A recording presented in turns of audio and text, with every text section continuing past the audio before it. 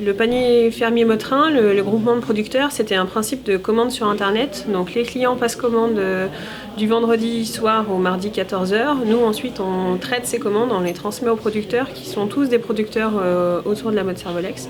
Et la récupération se fait le vendredi dans les locaux qui sont au sein du lycée. Avec la crise, on a eu une augmentation du nombre de clients.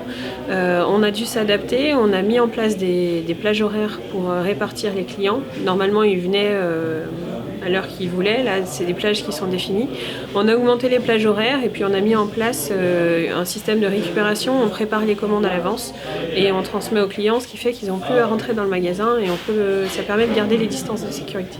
Je venais voir une des initiatives qui fonctionne et qui contribue à développer les circuits courts, également permettre à toute la profession agricole de rester sur un marché de proximité et puis surtout de trouver des débouchés.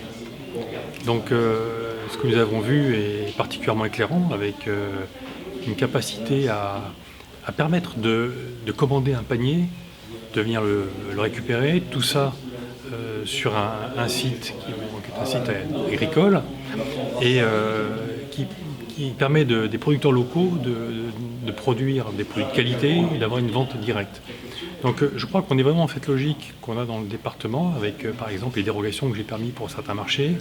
Je pense aussi au travail que nous menons entre les grandes et moyennes surfaces et la Chambre d'agriculture pour développer les référencements de produits locaux au sein des grandes et moyennes surfaces. Tout cela sont des pistes que l'on met en place au fur et à mesure et qui permettent, dans une crise quand même rude, d'amortir les coûts et en même temps de permettre de mieux faire connaître tout ce que nous produisons au niveau local.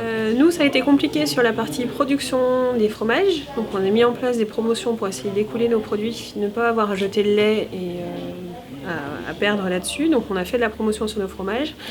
En parallèle, on a un groupement de producteurs fermiers, le GIE des paniers fermiers Motrin. Et là, la demande a explosé sur la consommation locale. On a triplé le nombre de clients.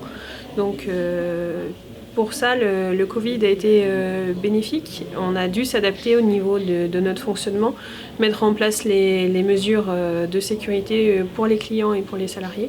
Mais on a essayé de pouvoir gérer ça de la manière la plus simple possible. Donc des pertes, on en a eu au niveau de la vente des fromages, mais comme la plupart des producteurs de fromage en Savoie. Là, ça commence à redémarrer doucement, donc on essaye de voir. Le printemps est toujours une période difficile puisqu'on a beaucoup de production de lait et moins de demandes. Donc on va voir, mais quoi qu'il en soit, on a été impacté comme les autres producteurs. Normalement, il y a à peu près 70 paniers par semaine. Initialement, c'était à peu près ça avant crise. Depuis la crise, on est maintenant à 200 paniers par semaine, avec en plus des clients qui ne peuvent plus être acceptés parce que pour l'instant, il y a une surcharge de travail. Donc c'est un paradoxe, et en même temps, c'est assez réjouissant, c'est que finalement, on s'aperçoit que dans la crise même, on trouve des opportunités pour rebondir.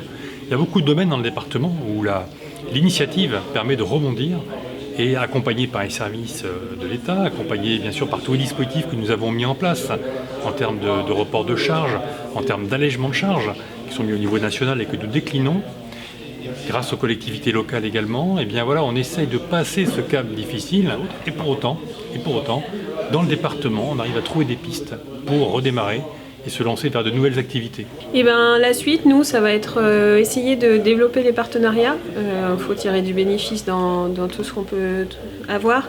Donc on a de nouveaux clients qui se dessinent, qui ont découvert nos produits suite aux promotions, ce genre de choses.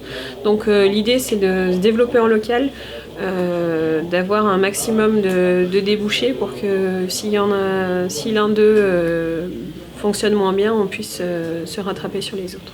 Il y a dans toute période tragique comme nous connaissons actuellement, sur le plan national et international, il y a des solutions qui sont locales une nouvelle fois et il faut faire preuve à la créativité, au sens de l'imagination de tous ceux qui se fédèrent et réinterrogent nos habitudes habituelles, c'est le cas de le dire, sur lesquelles nous étions plein de certitudes. Et la crise du Covid-19 nous amène à nous réinterroger, à nous reposer des bonnes questions et à changer nos habitudes de façon à en tirer par rapport à tout ce contexte très difficile, des solutions pour aujourd'hui, pour faire face, mais aussi pour réinventer un autre demain, tous ensemble.